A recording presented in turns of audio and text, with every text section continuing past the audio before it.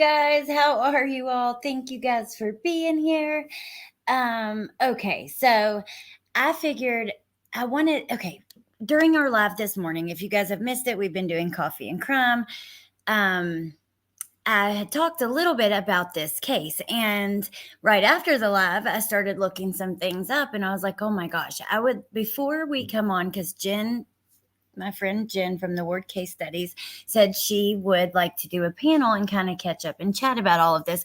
And before we do that, I would like to put all of these things together into one place and talk about it with you guys, kind of play some of these recordings and listen to there's a bunch. I want to read 2 articles. I want to read part of a police report that Grizzly showed, which I'm going to share her link. And then I want to play part of a recording from 2 of the teachers, a teacher and a counselor at Maddie's school. So Jenn's made a few pretty odd statements, as well as some things that are coming from the counselors and the teachers. I think that we should just sit down for a little bit and talk about it all. So that's the plan. So this is kind of going to be the way that I do things here now, like that school is back. I want to try every weekday to do the morning thing, but like a few times a week at least, I want to do something else that afternoon or that evening, and then on the weekends or whatever. So that's the plan. Let me say hello to you, and then we're going to get right into it. We're going to start with the articles. And actually, I'm going to start with reading part of a report that Grizzly showed. And since I got it from her channel, I'm dropping her link right now. But I'm going to say hello to you guys. Go check out her channel. She puts out a lot of really good stuff. She's very respectful and thorough. So, I think you guys will like it. Hey, Mayla's mom. Hey, Riley. Hey, Luanna. Adrian, good to see you. Hey, Crystal. Hey, Booga Bear. Teacup. Lil Red, Nadie, yay, you're back. I can't chat, but I'm listening. Well, I'm glad that you're here, Nay. Hey, Woofy, I'm glad you're here too. Cutie Pie, Alicia, Luanna, Desiree, Kim, thank you guys for being here. And I think I got all of you guys. Yeah. Hey, Andrea. All right, so we're going to start with these articles and work our way. Hey, Neat, it's okay, no worries. Hey, Amber, and work our way into some of these recordings. And I'll be on here until I have to leave to get the kids at 2:25. I want to try to fit as much of this as we can. And I just fib to you guys. I want to read this part of this police report Grizzly showed. I'm not even going to show it. I'm just going to read it. I'm sharing her link now, and it comes from her video called New Details in Kissimmee Police Report about Stephan Stearns. So at 10 minutes in, she shows a police report on the screen. There's all of this stuff coming out is really like changing things for me and what I think was going on. I don't even know what was going on yet. I'm just disgusted, pissed off, and I don't know. So this police report starts with, while the arrest warrant was being written and obtained. So that's really interesting. Amber, you should join us for the conversation with Jenn. Like, I'll message you, but maybe this week sometime we could do a panel and just discuss all the things that have came out so far, where we were at before, where we're at now, and what we look forward to as far as the trial and stuff like that, what we look forward to happen, or what we think, how should I say that? Like what we expect to happen during that. Hey, 99 Problems. Hey, Kathy. Good to see you guys. Yay, Amber.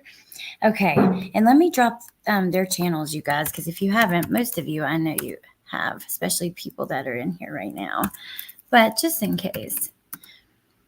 All right, so while the arrest warrant was being written and obtained by Detective Moore, at approximately 16:45, I contacted Jennifer in a conference room at the sheriff's office. Jennifer was asked questions about Madeline being missing and the dynamics of the household. Jennifer stated her and Stephan had been dating on and off for approximately 7 years. Stephan had moved out of the home in the later part of 2023, which that will come into play when we hear the teachers and what they have to say about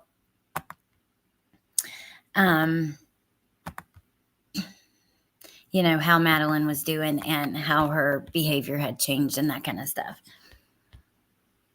Let me see here. I'll just do that. All right. So Jennifer stated while they were together, they would either all sleep in the same bed or Madeline would sleep with her when Stephan was not there.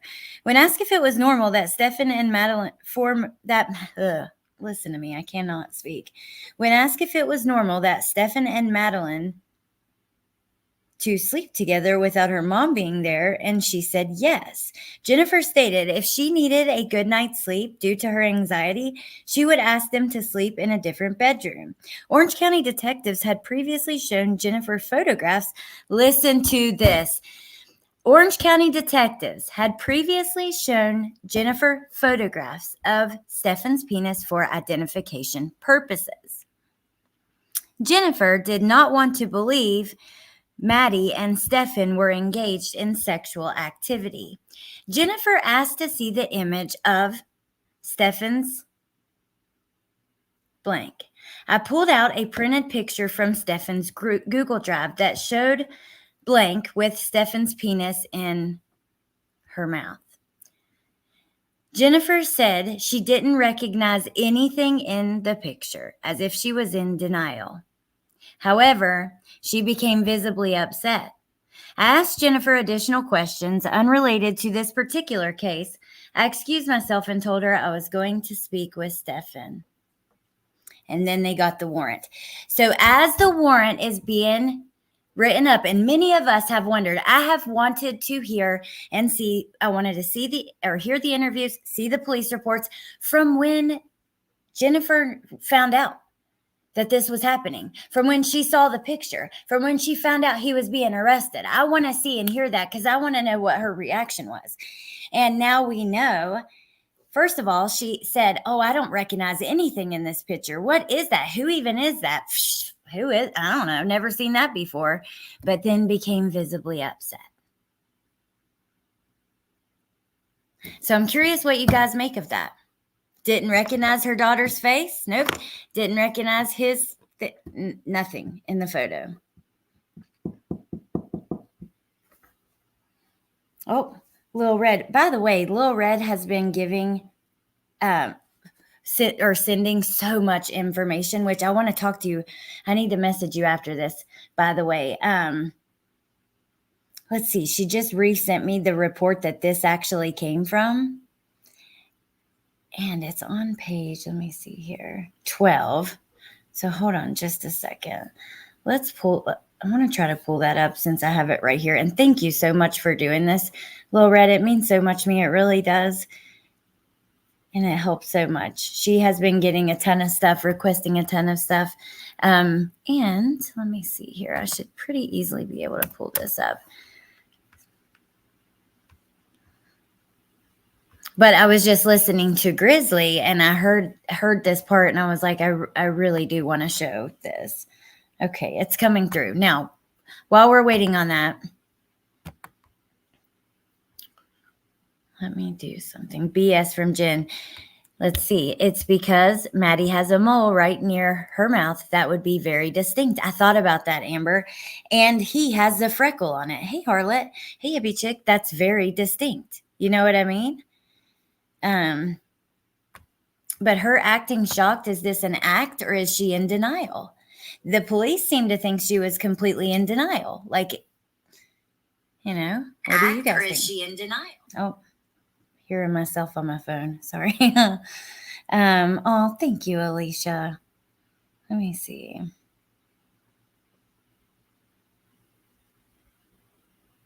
Okay. I was using my phone to send it over to myself, but it might take a second to go through. So while I'm waiting for that, I'm going to now read this article to you guys. So and these documents are in this like big, there's been a ton of evidence released and they're in some of it too, but I just thought this was an easier way to get to these particular parts really quickly with these news articles. I know that Amber has went through a lot of the documents from start to finish. And I've considered doing that before too. I just didn't really have the time until now that school started back. Okay, so Madeline Soto's mom may have known about alleged abuse, said sex stuff was not evil in new documents. In a fiery conclusion to an Orange County Sheriff's Office incident report, a detective writes that Jennifer Soto continuously protected Stearns. Stearns was charged with the teen's murder back in April. He's also facing dozens of charges related to SA, like battery, molestation, and child porn-related crimes. No one else has been charged in the case, and no other charges are pending, a spokesperson for Kissimmee Police confirmed on Thursday. When a detective questioned her about why she prioritizes Stearns over her daughter, at one point she referred to, quote, the sex stuff, unquote, as not evil. That's according to new documents and evidence from the sheriff's office early on in the search for the missing teen. It appeared to me that she had already accepted the victimization that was happening, and her emotion appeared fictitious. The detective wrote in the report. So he's saying flat out, to me, she seemed to be lying, seemed to be like putting on the emotions, acting to be upset when she wasn't. Detectives also questioned Jennifer about Madeline and Stearns' relationship. It doesn't sound like you, and we listened to this actually, where she says at first she did, or we talked about it. She said she didn't trust him with her daughter because she couldn't trust any man. But over the years, she changed her tune. I was very vigilant for the first few years. This is despite the home having it. Then they talk about them sleeping together despite having enough beds for everyone to have their own beds. And then they talk about his dad saying something's going on. He spent a lifetime lying to us, and it's just never gotten better. And where he says, do we really know him?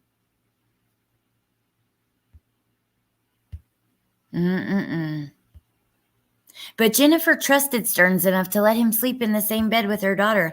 Of course, it would weird anyone out. A little girl sleeping with a man that's not her dad? It sounds weird, she said in a recorded interview with detectives.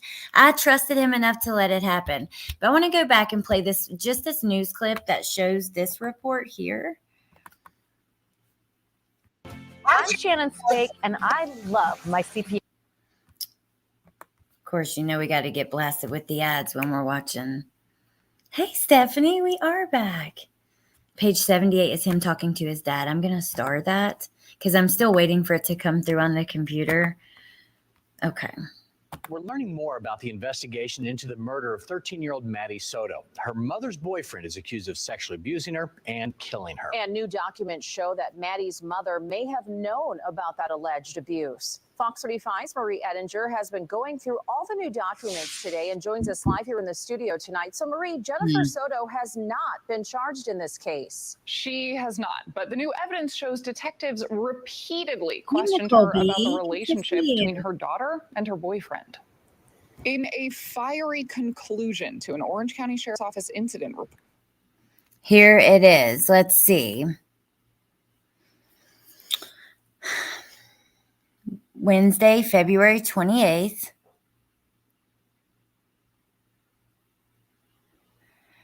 Hold on. During the interview, Jennifer confirmed that blank lives with her and that blank was Stephan Stearns. As the interview continued, Jenn stated that on a rare occasion, blank and Stephan slept in the same bed. According to Jennifer, the reason for this is so she could get some sleep because sometimes they all three slept together. Jennifer also confirmed that she and Stephan had been sexually intimate. They had been. So why did she tell Stephan's dad they hadn't, if that's true? Detective Calise presented Jennifer with various images that were recovered from Stephan's cell phone. The first image was a hand placed on the buttocks of a white female. After viewing the image, Jennifer identified this hand belonging to Stephan. Next, Detective Calise showed Jennifer a close-up photograph of a white male penis. Jennifer viewed the picture but was unable to identify the penis.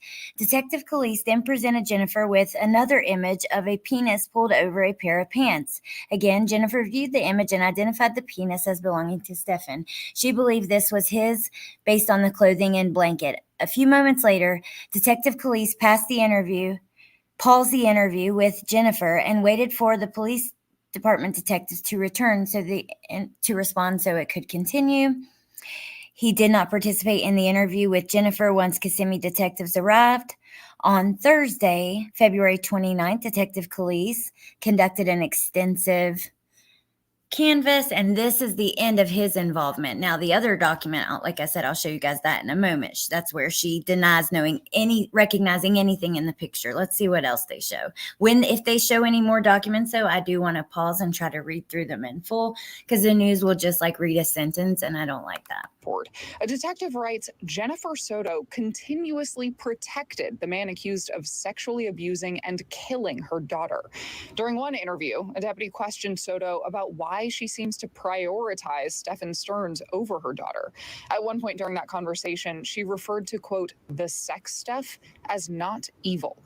The detective writes, it appeared to me that she had already accepted the victimization that was happening, and her emotion appeared. See if I can get it. That she had, during that conversation, she questioned Soto about why she seems to prioritize Stephan Stearns over her daughter. Let's see. Talking about sleepovers. The interview continued in a path as to find out if Jennifer Soto had any knowledge. She remained steadfast. She did not know where the body of Madeline was. Continued to deny any knowledge of blank. Let's see. Jenn Soto continuously protected Stephan Stearns, was questioned about why she prioritized him over her daughter, and she said the sex stuff was not evil, but the murder of Madeline was evil. Oh my God. See, this is why I like to pause, because the news doesn't necessarily like say exactly what it says. They didn't tell us the last part, but the murder of Madeline was evil. One point during that conversation, questioned Soto about why she seems to prioritize Stephan Stearns over her daughter. Okay, let's see. The interview eventually ended, but they talk about Jenn's emotion or care in regards to blank. She should basically, they say that Jenn already accepted that the victimization was happening and her emotion appeared fictitious. They felt like she was putting on her emotions.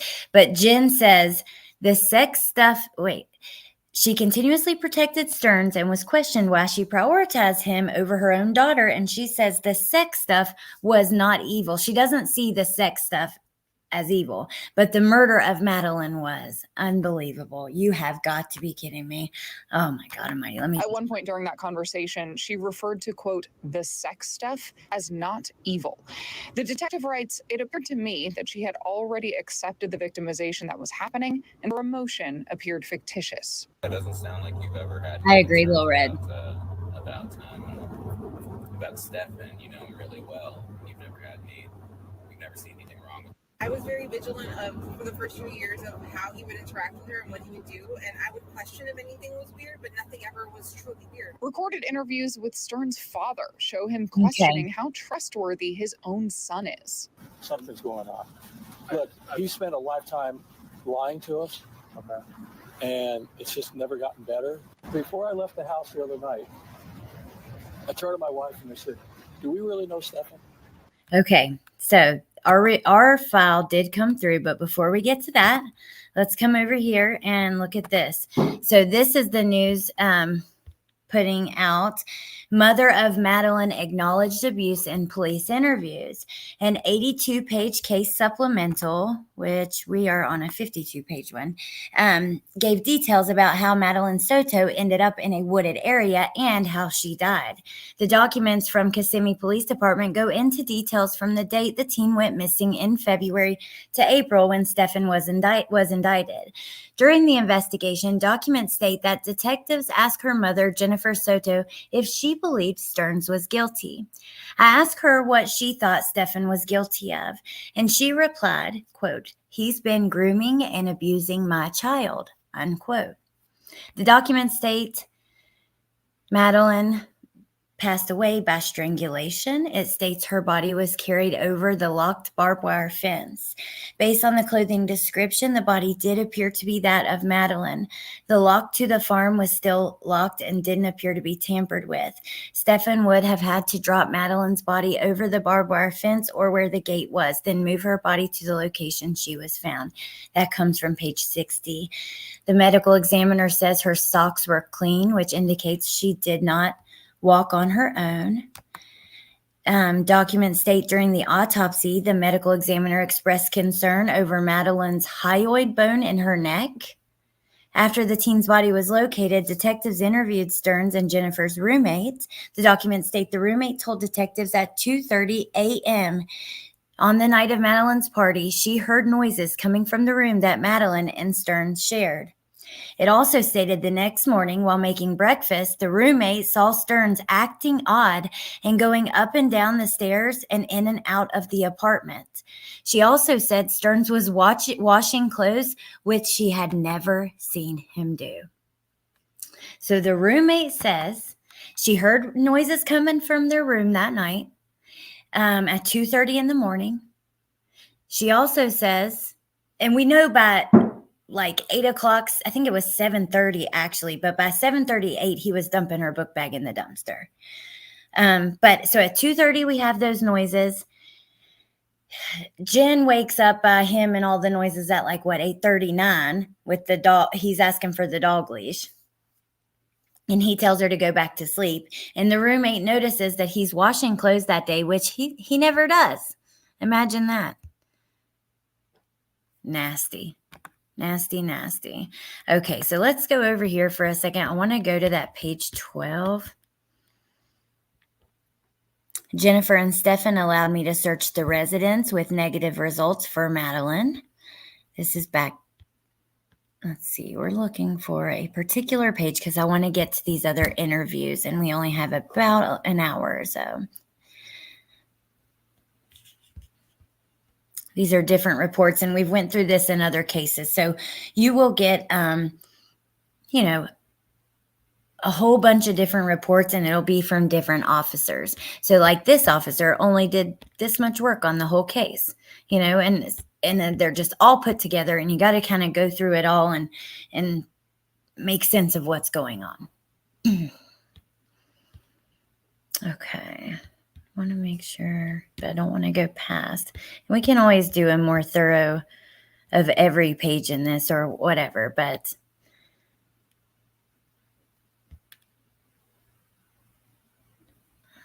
he gave consent to search his phone. However, he stated he had accidentally performed a factory reset. Imagine that. Here is number 12. Okay. Upon my arrival, I contacted Orange County deputies who were waiting for their forensic unit to arrive to execute the search unit. Then there was also a warrant executed on his phone. A separate warrant was served to Google, and in the receipt of that, they received a bunch from his Google Drive, including several images and videos that depicted an apparent child with her breast, privates as the focal point, and privates as the focal point. There were also pictures and videos depicting her being penetrated. It's just so disgusting.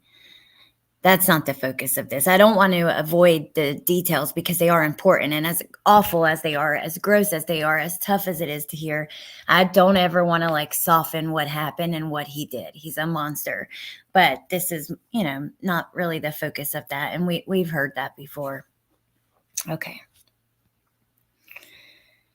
While the arrest warrant was being written and obtained, I contacted Jennifer in a conference room. This is the one I was reading to you guys.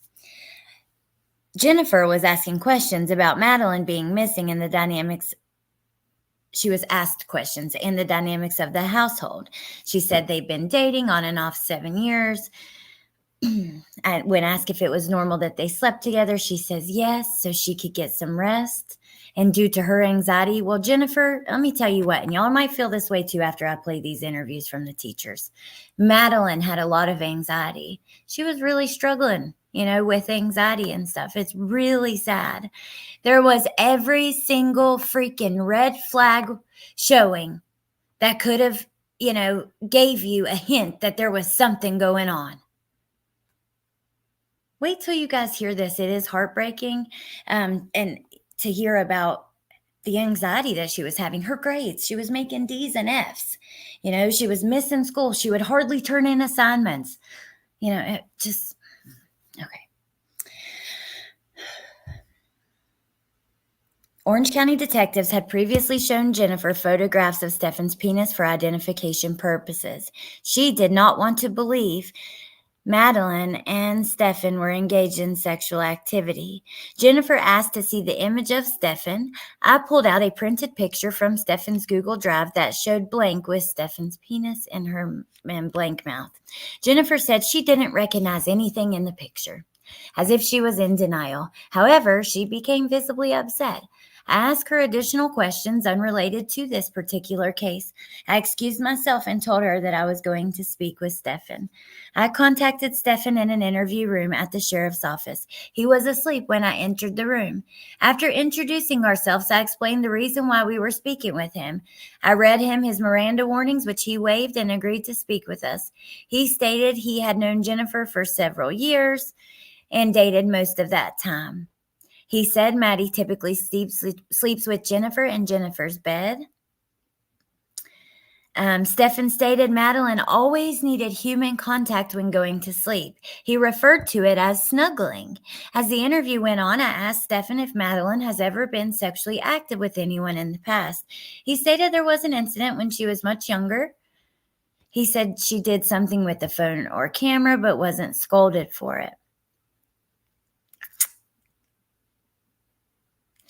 Listen to this. When I asked Stephan if he saved pictures to that account, he said sometimes. He stated he did have pictures of him and Madeline saved to that account.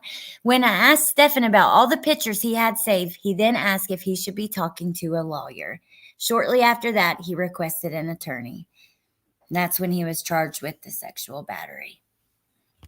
And they attached some files. I don't even want to show the description of that. It's very graphic. And, it is the truth. Like I said, we're not going to soften that, but this isn't about that. And just to try to keep it as respectful as possible to Maddie, Unbelievable, though. Hey, Delaney. Yes, Mayla's mom. She did. Okay.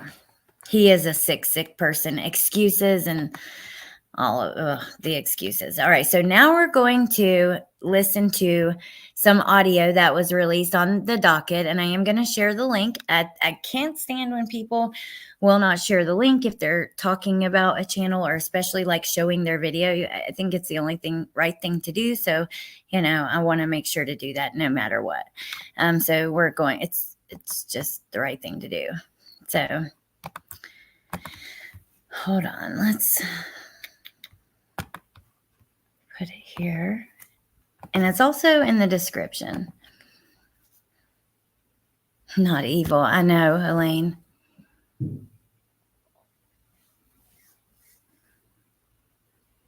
Okay. I'm biting my tongue so hard and sitting on my hands. Oh, no. I'm so sorry, Boho Bowen. No, you're fine.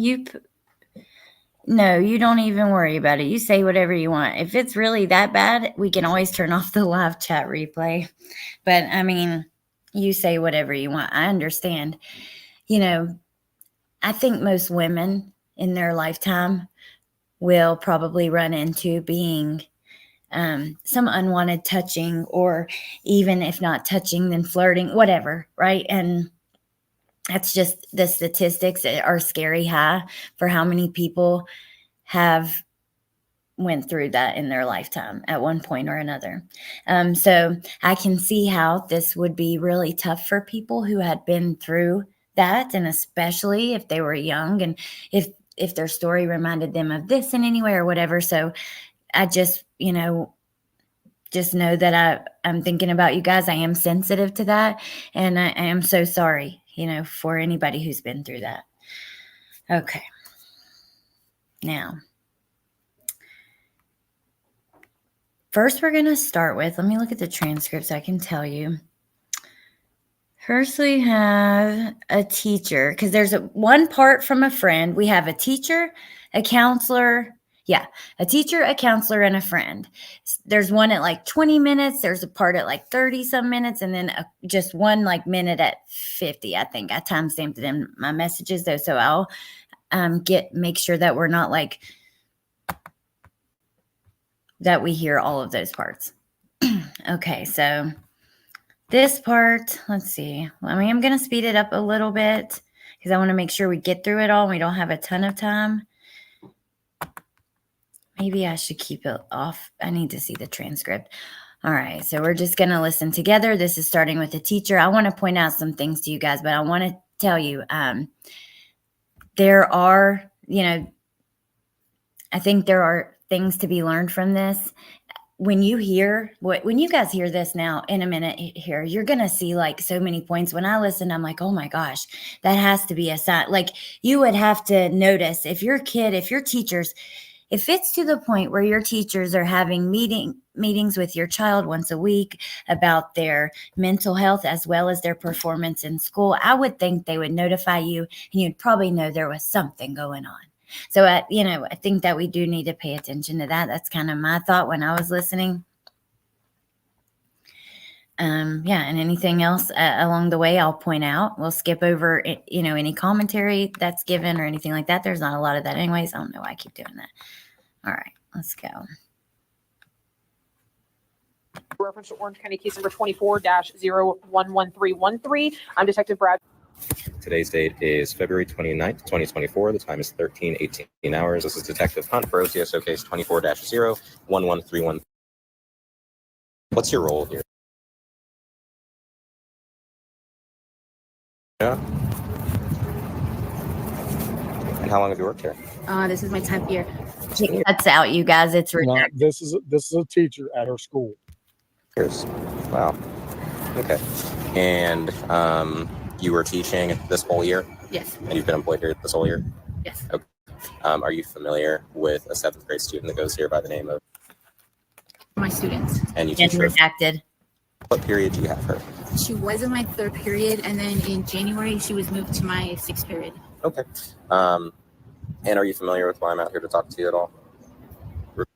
Yes. Okay, cool. I just wanted to see if maybe you had an idea. Well, I just have a very specific few questions regarding.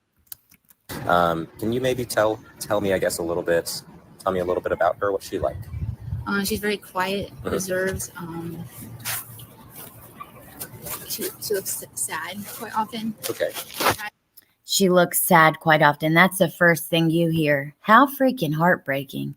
She looks sad quite often. Jesus, Lord have mercy. Just ripped my heart right out. It's just, you can physically feel it in your heart. It's freaking heartbreaking. I just wanted to also say before we go back to it, this is tough to talk through, you guys. Thank you for being here. I know it's tough to listen to.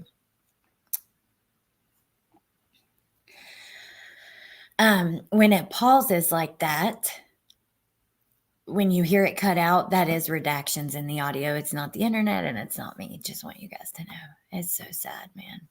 Okay.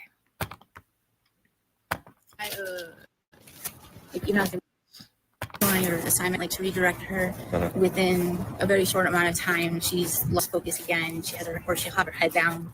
She's often in the clinic, whether she was in my 3rd period or currently in my 6th period. She's oftentimes in the clinic. Okay. And what's that for, usually? Either she's not feeling well or she has anxiety. Okay. She's often in the clinic from anxiety and not feeling well. Like I said, red flag. She's often sad in the clinic, anxiety. You're going to hear in a minute, bad grades, not turning in assignments, can't stay awake in class. It's so sad. I'm going to drop the link though, again, if you guys want to hear without my commentary, like just this video I'm playing. It's about to go in the chat and it is in the description. When you say she's not feeling well, what does that mean? Did she tell you ever? She's like, I'm not feeling good. I can go to the nurse. Did you describe it at all? Yes, like, it is. Stomach's hurting, my head's hurting, I'm feeling sad, anxious. I just know that she had anxiety. Okay. So I just allowed her to go to the nurse and see the nurse. And is that common in other periods too that you know of? I don't know if y'all ever talk about it. I don't know about the other periods, but it stayed about the same as far as third period versus sixth period. Okay. Is she ever absent from school? She is. Without looking at my kid, I can't tell you how frequent it is. Would you describe her just off the top of your head as like frequently absent, or is it just not frequent enough for you to notice and call it something? Because she's in the clinic so much and she goes home, she's missing my class a lot. So whether she's gone home or she's still in the clinic, she does miss my class. So because she's in the clinic so much or she's gone home, she misses class a lot. So she is frequently absent. And Amanda, I agree so much. Amanda says children need adults to notice these things. So, pay attention, save a note for later. These are, I feel like, maybe I'm wrong and being judgmental, but if I was a mom of a child and I'm hearing this from teachers, if my kids' grades drop, if their grades are low, I'm going to wonder what's going on. But if I'm hearing you're looking sad, you're not turning stuff in, you're not showing up, you're anxious, I would have to think something is going on. I don't know. Maybe I'm wrong, but how do you miss it? And maybe it wasn't missed, but yeah. Okay. So you said normally she's very quiet and reserved. How long have you known her for? For the school year. This is the first year you've taught her here. Is she a new student here? I am sure. Okay. Have you noticed any recent changes in her behavior? I have. Okay. How so? On January 22nd, with her being moved, and the only reason why I know this is because I was looking at my talking points. And on January 22nd, I met through talking points and explained to her that she had moved to my sixth period, and that I'm noticing she's more tired, more withdrawn in my sixth period class. Like she's lost more focus than usual. And I just forgot. You're just seeing her in her natural state. I forgot to give her medicine. So she got moved into your sixth period class? Correct. Wow. Where was she moved from? So she was so there was a problem with chorus. Oh, okay. And so the only other period that particular chorus that she was in was third period, so they swapped third and sixth. So the audio is just windy, you guys. Gotcha. So she was just moved for timing reasons, for schedule reasons. Right. Gotcha. But there was nothing happening in chorus. I don't. That you know of. I just know that there was an issue with happening in chorus with students. Gotcha. So there's some sort of issue in chorus. You're So they easy, switched her Mom. around so That's she'd be in her okay. sixth period. Correct. Got it. And I guess there's different students in that other period of chorus. Correct. Gotcha.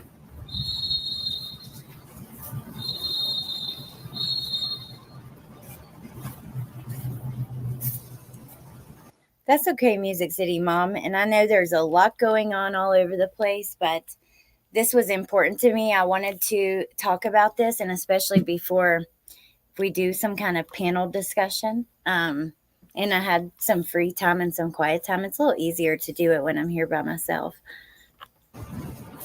Sorry, gotta make sure I read. Yes, they do, Trulia. And so you noticed that her behavior was a lot different from third and sixth periods. She was more withdrawn, more tired. That's just how she more often is. Like that's her natural kind of. So that particular day when I messaged her, she's like, that's something to the effect of that's her, you're seeing her in her natural state. I forgot to give her ADHD meds or something like that. Gotcha. That particular day. Yeah. But it didn't seem to improve. A lot of ADHD meds here going on, in this case. We hear about that a lot. Now her grades. What about her grades? How have they been? So all year they've been DF. Okay. And in the past, she wouldn't do all of her assignments, but every couple of assignments she would do one. Me too, Delaney. But lately, since moving into my sixth period, she hasn't. There might be one or two assignments that she completed since moving into my sixth period till now. She makes D's and F's and she's only completed one or two assignments. Red flag, red flag, red flag. Oh. Okay. I'm sorry. I'm so upset that these weren't caught. Have you talked to her about it? Or I do. I meet with her weekly. Like, hey, how's your assignments going? She's like, I'm working on them. Okay. But that's like the extent of it. She just says working on it. And in your weekly meetings, I mean, has she ever talked about life at home and mentioned being sad or depressed or, okay. No. Has she ever shown any signs of being depressed? I mean, with her just, it's hard. It's hard to tell because she was always having anxiety. She was always like putting her head down like she wasn't feeling well. So, has she ever expressed anything? I know that you would have reported it, obviously, but has she ever expressed anything about wanting to hurt someone else or hurt herself? No. So, as far as like her state of mind or her mental state in your class, as far as you know, she's just very quiet, but you wouldn't necessarily describe that as like sad or depressed, just withdrawn. Correct. That's what it sounds like. I just want to make sure I'm understanding. Like having a hard time focusing. Yeah. But she also has ADHD, right? So. She does. She also has an IEP. Oh, okay. So do you think maybe? I always thought that it was part like because she struggles with learning. Mm-hmm. So I always thought, kids that struggle with learning also are a little bit withdrawn and have a hard time focusing. Yeah. So it's common of kids who struggle, and that might be because they're just not understanding what's said. Okay. Now.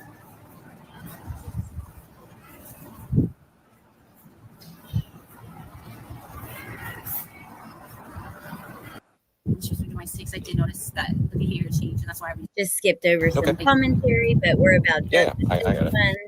Any other like interaction or involvement with like that's kind of I'm working on it kind of thing, but nothing really definitive. Correct.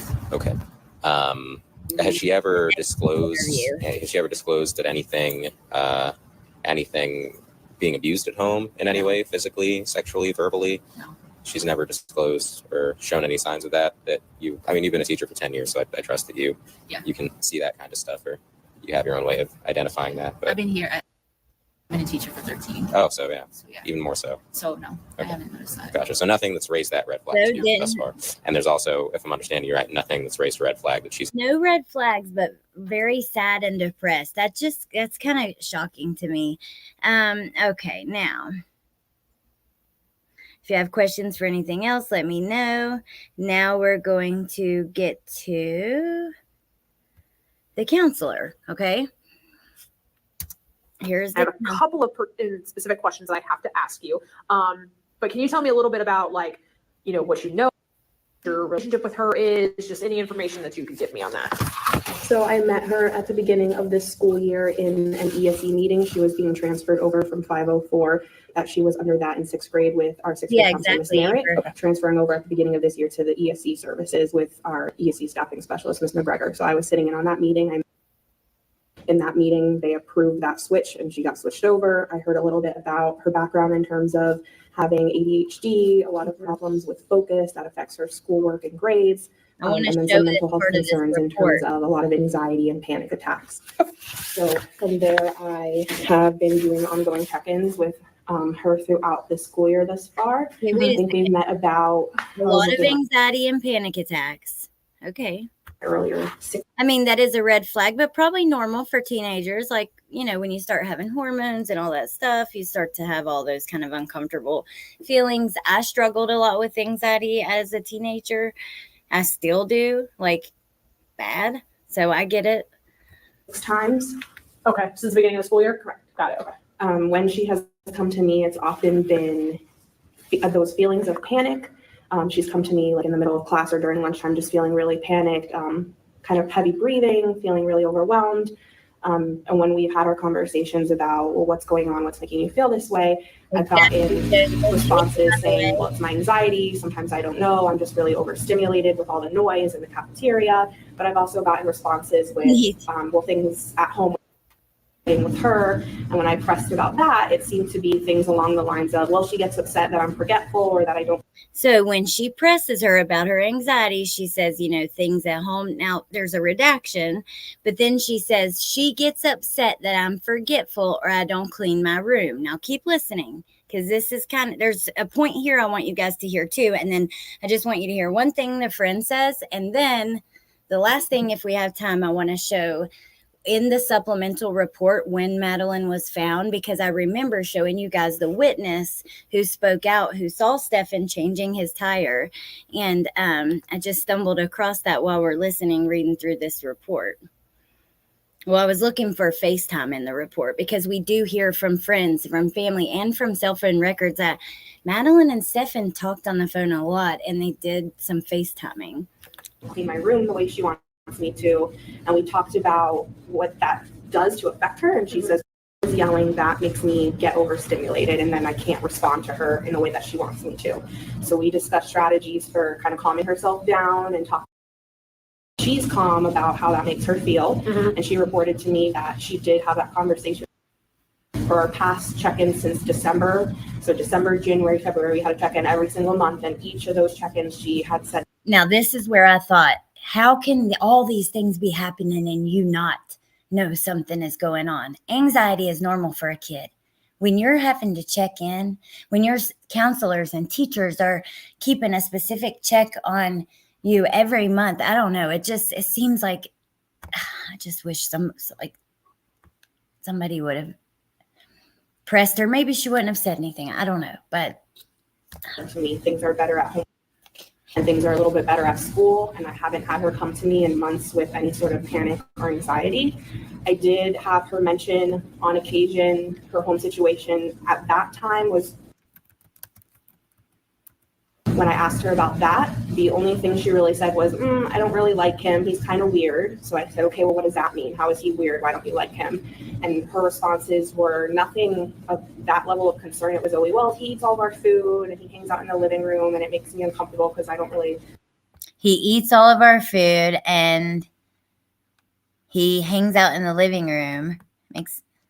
Okay, now this guy.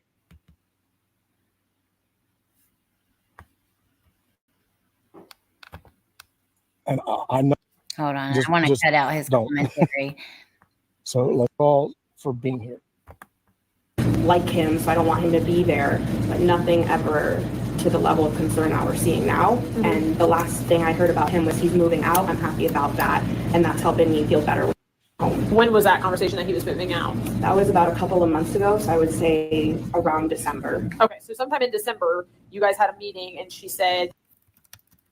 Okay, got it. Did she ever mention anything to you about having depression or like suicidal thoughts or any suicidal attempts or anything like that? She never mentioned anything along those lines. It was always more so focused on the anxiety and the panic. Okay. Now this is very sad. She had a hard time putting into words what she was feeling. So her counselor wanted her to draw it. So I'm going to let you guys hear that and try not to pause. A lot of times she wasn't able to verbally articulate what exactly was making that panic arise beyond feeling overstimulated or just not knowing. Okay. So she never mentioned to you about wanting to hurt herself, wanting to die, wanting to, nothing like that. She never mentioned wanting to harm herself or wanting to die. She made comments in the interactions where she was feeling panicky, saying things more so like, you know, this hurts and I don't like this or want to deal with this, but it was never anything like I want to hurt myself or end my life or anything along those lines. Gotcha. Okay. And she didn't disclose that she was taking medication for anything other than just the anxiety or for the ADHD and the anxiety. I didn't talk to her specifically about medication and I can't recall what was said. It would be in the ESE. Switch from the 504 to the IEP. Yes. Gotcha. Cool. Okay. Did she mention anything just didn't like him because he ate their food and he was in their living room? Like, did she say anything else to you, disclose anything to you? She did not. She didn't talk about, asked her about those comments of him being weird and uncomfortable. The only thing she gave me were, well, I don't know, he's just a little weird. He eats our food and he's always hanging out in the living room and I don't really want to be around him and nothing. And the way she said it was so like joking. She would have those heightened moments of the panic and the crying and just kind of, she would go from that to just like shutting down after the panic. And then if you talked her through it a little bit, like there's one specific instance in my statement that she could not say what was making her feel that way. And so I asked her to draw it out and she was able to do that. Okay. And then she kind of put on there just like a lot of scribbles, which to her, she said that meant just like the chaos of all the feelings and thoughts that she's having that make her feel overwhelmed. And then words she wrote. So things along the lines of like, why or crying and things like. So she would draw lots of scribbles and on her notebook it would say things like why or crying. I mean, God almighty, if your kid, if you oh my God, if go through your kid's book bag and stuff, and if you ever find papers in there, them drawing and writing out, well, wait a minute, she don't have to go through it because she shared it with her mom. She's about to say that, I forgot. if you see your child is drawing things like that and writing why, like why me basically, and hello, what is going on? You have to realize that something is off, and talk to your kids. Like, I'm not even talking to you guys. I know you guys know that. This is so hard to hear. It's so, it's stressful to listen to, because it's like so many people failed this child, and I mean, I guess they were trying to keep up, obviously meeting with her month after month, discussing how she's doing and stuff. But damn, man, I don't know. I just don't know. I won't be satisfied. I know a lot of people feel that way. Carrie, hey, Shauna, hey, Chronicles of the Shady. Hey, you guys coming in. This is so tough. It's important to talk about truthfully. It's hard to find a way to do it and remain respectful to Maddie, because she deserves that, while also talking about what would be the red flags that we should notice in our kids. You know what I mean? It's just tough to find the balance for it all. But all right, let's keep listening. That, and after that happened, I reached out that she wasn't at school for a couple of days, so I was like concerned of, okay, we went from this to now being out, what is happening? We talked her through it a little bit. Like, there's one specific instance in my statement that she could not say what was making her feel that way, and so I asked her to draw it out, and she was able to do that. Okay. And then she kind of put on there just like a lot of scribbles, which to her, she said that meant just like the chaos of all the feelings and thoughts that she's having that make her feel overwhelmed. And then words she wrote, so things along the lines of like why or crying and things like that. And after that happened, I reached out that she wasn't at school for a couple of days, so I was like concerned of, okay, we went from this to now being out, what is happening? I reached out, and at that point, she's been struggling lately, a lot of tears and feelings, but that she was seeing a weekly therapist. Okay. So she supposedly had someone that she was seeing weekly about all of this. Okay.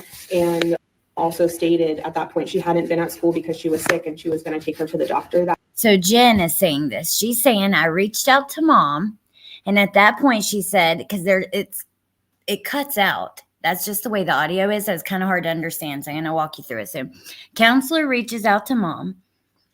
She says she's been struggling a lot lately with a lot of tears and feelings, but she was seeing a weekly therapist. So here we see that, obviously something's going on if you need therapy, if she needs that. But I mean, if she's taken her to therapy, she was trying to pay attention to, because I mean, it's a lot better than no therapist at all. I mean, so I don't know how to feel about it, but she was seeing a weekly therapist, and she stated she hadn't been at school because she was sick, and she was going to take her to the doctor. No, I mean, that's who she's speaking of here. She's going to take her to the doctor. And when I press play, that's where it leaves off. That day. And she mentioned seeing the drawing that from our conversation. And I, encouraged her to share that with mom. So she did. Jenn references that drawing with the scribbles and the words like why and things like that. And, she said that she appreciated that and that helped her in that day, which at the end of that conversation with her, she was able to calm down and feel better. But at that point, that's when it got a little concerning, to the point that I reached out to her just to say, hey, what's going on? And found out, okay, she at least has supposedly weekly therapy sessions outside of school. And most of these things you said that would trigger these panic attacks or these anxiety-inducing issues were because of issues that were going on with them, correct? Like where she would argue with. Seemed to be a combination of bringing that from home, the arguments and the feeling like she's taking on those feelings at home of, I don't feel safe, in terms of not necessarily physically safe, but emotionally safe, that at me and causing me to feel overstimulated. And then I come to school and it's loud and there's lots of kids and I'm overstimulated again. And things she said along the lines of, my room's not clean, or you forget to do this, or you don't do that. So to me, that's like things about it was never, especially at that age, with the teenage age, Okay, so how about her grades or her behavior? Have you noticed any shift in her grades or the behavior that she would normally exhibit?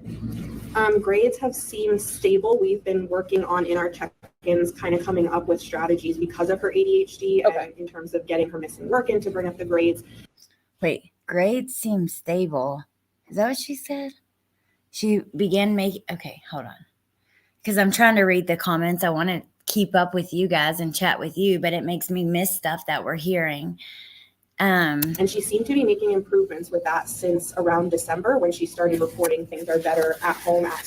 Things are better at home. Remember, he had moved out. And I think that this might get pointed out here in a second by either the docket or maybe Grizzly did. I don't know. I've listened to so much of this at this point.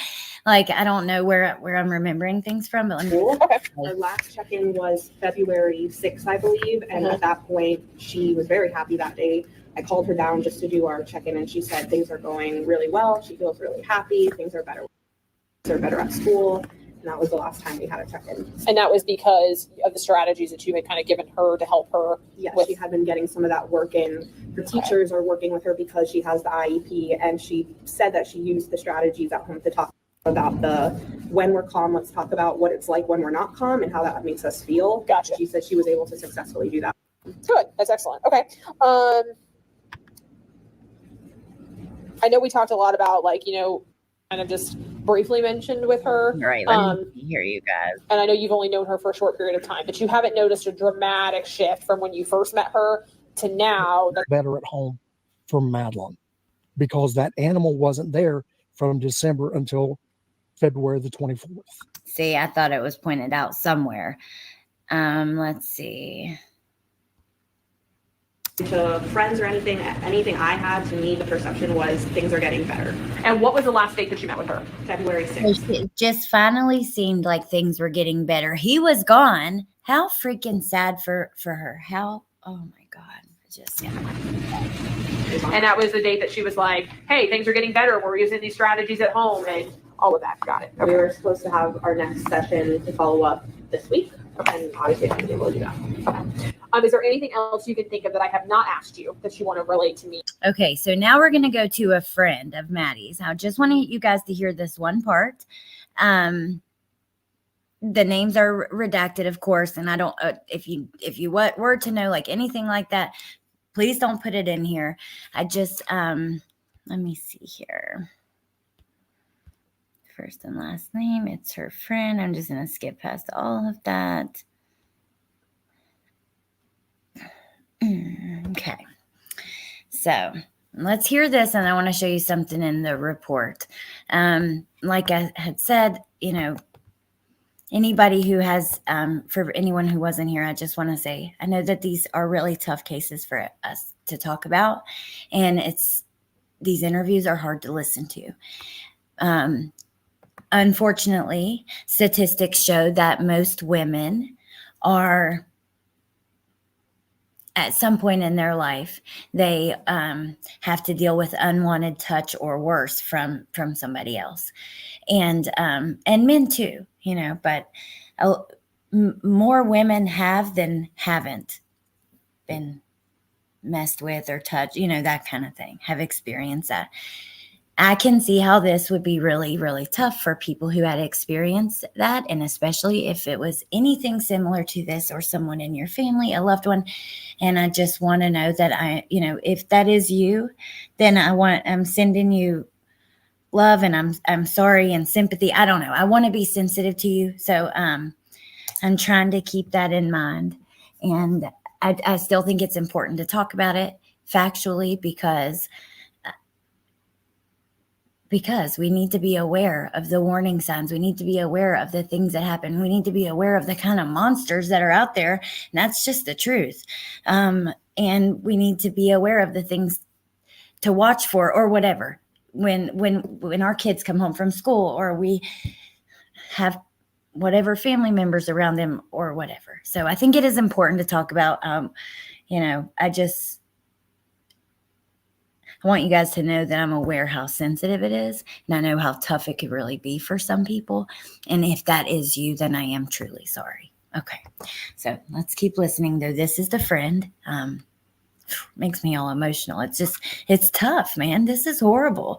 This case, like, it affects me emotionally. Like, in ways that I don't always feel from cases. Like there are certain cases that just get your blood pressure up, and make you angry and just like you want to do something to make things better. I don't even know. There's nothing you can do. It's just tough. The emotions that come along with kind of following and keeping up with these kind of things when they happen. Don't make anything up. Okay. So I have to ask you a couple of questions. It's not to insult your intelligence. It's not to make you feel bad by any means, but because you're under 18, I just have to ask these questions. Okay. So tell you that the pants I'm wearing are white. Would that be the truth, a lie, or something else? A lie. Why? Because it's a lie because the pants aren't white. Okay. So if I were to tell you that the chair next to you right here is like a green color, would that be a truth, a lie, or something else? Why? It's green. Okay. So it's important that we are always telling the truth no matter what. Okay. Can you promise that you'll do that? Excellent. All right. So tell me about your relationship with. I used to know since fourth grade. She came to school in like the middle of the year in fourth grade. She was like the new kid, so like everybody kind of picked on her and stuff. She was in a different class than me. She got picked on a lot by people like that like nobody really liked and stuff. She got picked on a lot by people that nobody really liked. Like, what the hell? Why? Kids are so mean. Like, I just don't. Oh, it's frustrating. Like, how sad. Why does she like? I don't know. It's just wrong. I don't like it. And then one day I kind of like went up to her and I was like, "Hey, what's your name?" And then we got to know each other. And then she had left in fifth grade. She didn't come in fifth grade. And then in sixth grade, she also joined in the middle of the year. I remember her and we became friends. And then ever since then, we've just been best friends and known her close with her. She tells me like a lot. Me and like her two like go-to best friends and stuff. So yeah. Okay. So you've known fourth grade. What grade are you in now? Seventh. Okay. So about 3-4 years or so. And when you say she tells you a lot of things, what do you mean? Like she'll tell me like stuff that's going on with her family. Anything really that like kind of like involves her. Like if like to get into a fight, she would go tell me about it on the call and stuff. She had never told me about anything about her running away other than her saying if she were to run away, she'd go into the woods and find a place. So she never had talked about running away, but she did say if she was to run away, then she would go find a place in the woods and stay there. I think, though, at the end of the day, most little kids probably talk about or think about that even for things that aren't that serious, right? Like they might get in trouble over something silly, whatever. So I don't want to look too much into those kind of things that might be more normal, but it is something to know. And stay there. Okay. So you're close with her. What would she tell you about like her relationship with her? We wouldn't get along that well, she said. Every day in PE, she'd come in and she'd be like, oh, fight or something. Like we're not on like great terms or something. I had said that was going to disown her when she turned 18 or 19. So they've redacted. Blank said blank was going to disown her. So you can't like make inference that it's so-and-so said she was going to disown her. But she says apparently someone and Maddie were not on great terms and that blank was going to disown her when she turned 18 or 19 to kick her out of the house. All right. She said, let's keep listening, though. We're almost to where I want you to hear. Kick her out of the house. About that, she would like get mad at her on call and stuff. What do you mean get mad at her on call? What do you mean? Like she thought like clean her room or something. I'm like doing something right now. I can't. So do it right now. Yeah. And what to that? She'd get mad at her. She'd be like, do it right now. That's what you do. Get off the call if you're just gonna act like that. You don't talk to her. Okay. And when you say the call, you mean like just like a regular phone call? Yeah. Okay. So you guys would you FaceTime each other, or was this just like you talking to each other on the phone? Most of the time it's FaceTime because you're like playing a or something. Gotcha. Okay. How often do you? Like every single day. She texts me every morning I wake up, and I always get a text from her. Unless she. But usually, I thought it was fishy yesterday when she didn't text me at all. Because usually, even if she doesn't go to school that day, she texts me. So she texts every morning when she wakes up, and she didn't text this morning. That, along with the sounds, if you guys weren't here, we read a little bit ago that one of the neighbors I'm sorry. One of the roommates heard some sounds coming from the room that Maddie and Stephan slept in at 2:30 in the morning. They also said that, he was acting weird that morning and he was washing clothes, which was odd because he never washes clothes. But this morning she didn't text. We have the noise at 2:30. So I do believe and plus we know the book bag went into the dumpster. I can't remember exact time, but I know it's between like 7:30 and 8ish in the morning. So this maybe took place, sometime in between there in the middle of the night, sometime before morning is what I would think. That's just my opinion though, to be clear. Me like the night or the day of, like she'll wake up early just to like text me like, hey, I'm not going to school. And she didn't yesterday, but I didn't think anything of it because I thought she like slept in or something. Okay. Has she ever mentioned anything about her relationship? Mentioned really briefly. She was always on a call. Stephan, she was always on a call with him. She loved him. She was always on a call with Stephan. She loved him. When I heard this, y'all, I'm telling you, this is so frustrating. She was always on the call with him. She loved him. I don't know, I don't know what we're going to find out about what was going on here. I don't care if she did love him. I don't care if she thought that he was great. I don't care.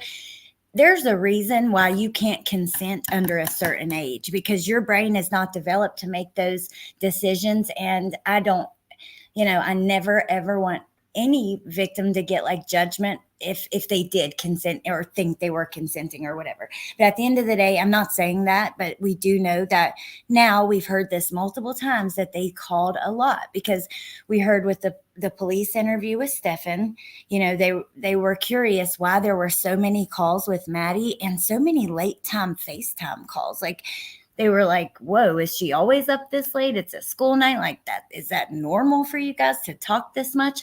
And then we have a friend coming forward saying they were always on calls and she loved him. I don't care about the part with how she felt about him, but them always being on calls is interesting to me. I just can't stand this man. I think he's the biggest creep of all time. It's frustrating. It still wouldn't be her fault. It would mean he preyed upon her. Absolutely. That's exactly how I feel. Makes me feel like he was pretending to be her boyfriend. I'm curious if that's going to be something that we hear. I don't know. And her friend will have to live with this forever too. I think that's all. I'm glad that you mentioned that because I think that like talking about stuff like this, we should keep that in mind. They might come back and listen to this at a certain point in time. Or not to mine in particular, but like to people talking about it to get all the details. And when they're older, like how horrifying to find out all of this stuff that we're learning for them. It's just really sad.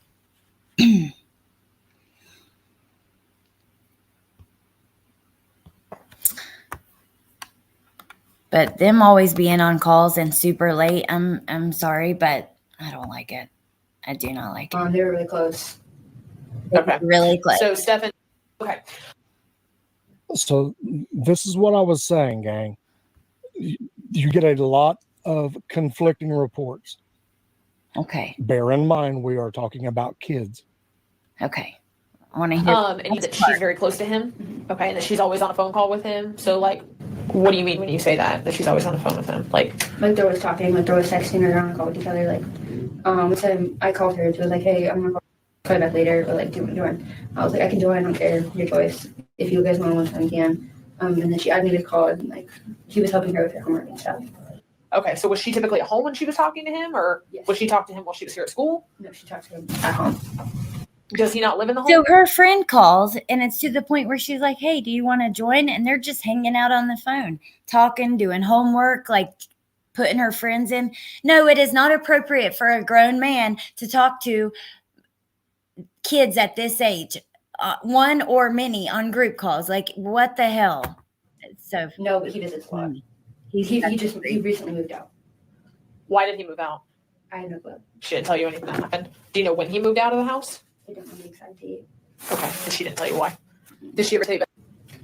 I knew they were very close. That's pretty much all I really knew. Close. Okay. So sometime recently he moved out and this in contact with him now, on the phone. How often would at this moment the officer really hones in asking questions about her contact with him, and this poor kid, like I can't imagine them kind of putting the pieces together of what had happened to their friend, like being asked all these questions, and then later on when things come out, which I'm going to show you right before we end in a second, when the press conference happened, how things kind of came together in the investigation regarding Stephan and finding Maddie and stuff like that. Would you say that she talks to him? Like 3 times or like 2 times a week. Okay. And then like she'll go text him. She'll text him? How often does she text him usually? Do you know? I haven't put Okay. And when she's calling him, is it usually in the afternoon, the morning, evening, something else? like somewhere between like after the afternoon and night. Okay. Did she say what they would talk about? No. Okay. What was your vibe on their relationship? Like, what did you think about it? I liked they were very close. Like he was always interested in like everything that was going on. Like she'd tell him like stuff going on at school. He was always interested in everything going on. I don't know. She like briefly talked to him on the phone with like me on the phone too, like that I knew of. I don't really know if it was like saying stuff. All I knew is that like she would tell him what went on at school. Okay. Did she ever disclose to you that he said or did anything that she felt that was inappropriate? No. No. Did you ever witness anything that you felt that was inappropriate that he said or did or anything like that? Okay. Have you ever been at the house when he's been there? One time. Okay. Tell me about that interaction. They picked me up from my house. I don't remember if it was like a weekend or a weekday. And I met him, and then he went upstairs. Like when I like came, he was like, "Hey," he said, "Nice to meet you." And then he went upstairs because he just like came down for like water and then went back upstairs. Gotcha. Okay. How old is he? 10 years old. So nothing inappropriate, nothing the friend would think is inappropriate. But when they go to the house, he just stays up in his room, like comes down to get something. He says, I don't know. I look at everything he does through the lens of creepiness. Like it could be drinking a water, and I'd be like, look at that. Look how he drinks out water. He's he's so disgusting. Okay, so this is the last thing I want to talk to you guys about today. So if you came in late, we went through a couple of articles. We went through a teacher and a counselor and a friend's interview. I did share links at the beginning. I didn't put Grizzlies in the description, but I will at the end. I'll go back. We didn't play anything from her channel, but I did read a report she went through. But we have that report too. It's just, it was easy access, from the reports or from her video and the 2 news reports to kind of read those few pieces and put those pieces together with the interviews. But so Grizzly's channel, the docket is in the description, and I just dropped it in the chat, the full video if you want to hear the rest of the interviews. But the last thing I want to show you, Carrie Beth, thank you. Thank you for that super sticker. I appreciate that. The last thing I want to show you is this part of this report. I was actually looking for more about their FaceTime conversations because we know that from police interviews, they were curious why there were so many with her and him so late at night and stuff like that. So I was just curious if we could find anything about that in this particular report that was released.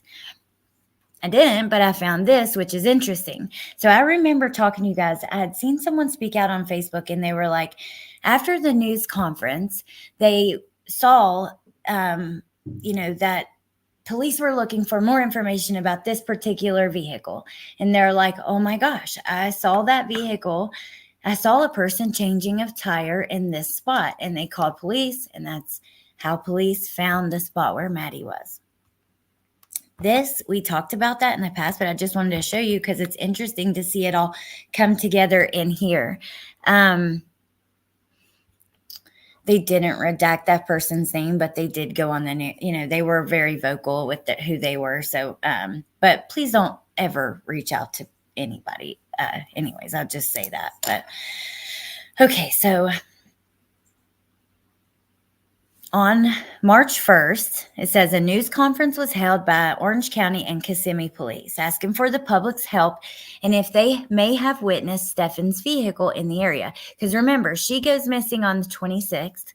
It's just a day or two before they find all the stuff in his phone. He gets arrested, but she still hadn't been found.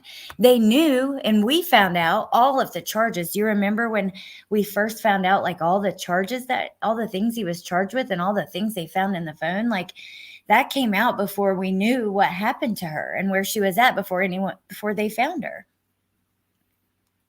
So they're desperate by March 1st, and they do a press conference, and they're like, have you seen this vehicle, in this area, basically. It was also released Stephan may have been changing his tire in the press conference. So at approximately 4 p.m., a crime analyst from Osceola County contacted a witness. This witness told them they saw a person matching the description of Stephan with a tire iron in his hand, standing next to a silver sedan on Hickory Tree Road. They believe this was on February 26th at approximately 1:20 p.m. They provided pictures of the location where they saw this person. So at 1:20 p.m., the timeline is really interesting to me, because what the hell was happening in between, when they supposedly went to school, when he comes home? Where's Maddie? When he comes home and wakes Jenn up and gets the dog leash and stuff, where's she at? Like, hey, B Crumbs. Okay, hold on.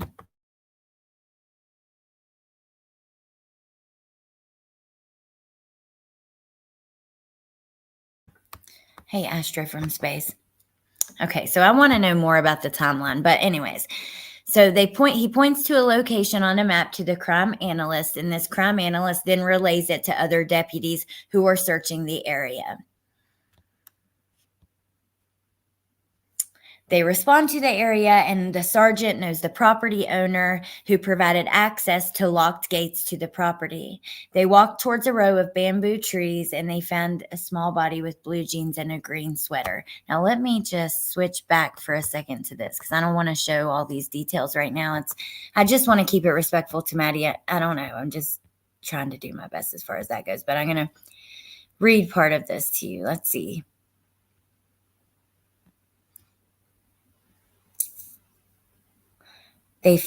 She was on top of dried grass and hay. Based on the clothing description, it did appear to be Maddie. The lock to the farm was still locked and didn't appear to be tampered with. So he would have had to put her over a barbed wire fence or where the gate was, and then move her to the location where she was found. I guess he got the flat tire. I don't know. Maybe he got the flat while he was doing it. I'm not really sure, but I'm really curious of what led to this location. Was it the flat tire, or was it being here that caused the flat tire? And then then it goes on to, on March 2nd, the medical examiner does the autopsy, and they see that her socks are clean on the bottom, which confirmed the police officer's observations that the officer, or that Stephan carried her. I'm sorry, you guys, I'm getting thrown off, because it does give a little more detail about how she was found and her cause of death, which I will tell you guys, because it was in the article anyways. I was curious, because the second article we read said that in the document release, you find out that her cause of death was strangulation. And it is in the police report. Well, I can actually share just this part with you guys because it's exactly what the article said. So the socks are clean on the bottom, but Dr. Giles expressed concern over the hyoid bone in her neck. The right portion of the bone was not intact, which could possibly be related to her being strangled. Dr. Giles listed the initial outcome of the autopsy as pending. So they say possibly related to her being, but it's still pending. I'm not really sure. I know that I hadn't seen anything else definitively of what exactly happened. So this is about as much as we know. I'm going to wrap it up there, though. It is hard. This is a hard one to talk about. It's hard. I'm I'm sure I'll make plenty of mistakes, but I want to try to do my best not to, and to do it respectfully to Maddie and, to everybody, to all of you guys too. So thank you for being here. It makes me a little nervous and all over the place. So I do apologize, which I'm awkward and nervous anyway. So y'all are used to it, but all right, you guys. Well read them, really, Astro. I hadn't seen anything else. Thank you guys for being here. Yeah, it was not completely. So it says that the hyoid bone was not intact, the right portion of it. Oh, thank you, Shar. It's hard, man, because you know that these are real people and their lives meant something. They're not stories. It's not a book. This isn't a movie. And it is important to tell things factually and truthfully, but you have to do it in a way that's respectful to the people involved. So it's just tough. Oh, thank you, Tess. Y'all keep me in line, because if I ever, y'all better call me out when I need it. I know you will. Thank you, Pepper. Thank you guys for being here. All right, you guys. So I'm going to record. I'm working on a video. Today I've been editing of more phone calls that Jenn and I have we need to go over. I'm going to record that Kendrick Johnson. I want to put out the court documents from the third autopsy. I believe that many people have not seen that. I think it's important. So I think that besides coffee and crime in the morning, that will be the next thing you guys see. And then, I'll talk to you guys as things continue to develop and as more things happen. Thank you for being here. I appreciate you guys. And I hope you have a lovely day. And I find this one the hardest to hear. It really is. And I think you, Lil Red, too. Actually, I wanted to, before it ends, I need to get my phone so I can chat with you guys as it ends in the chat. But okay. Again, thank you guys for being here. I hope to see you in the morning for Coffee and Crime. Look out for a video on Kendrick Johnson. I don't know if you have followed that or know about that case, but it's something I think really everybody should know about, because I think that he deserves justice. And we'll talk about that and the jail calls and other things soon. I'll see you later. Have a lovely day. I'm going to just press in, because if I don't, I'll go on for like 30 more minutes, awkwardly trying to say goodbye. So have a great day, and thank you for being here. I know it was a tough one. And I'll talk to you soon. Bye.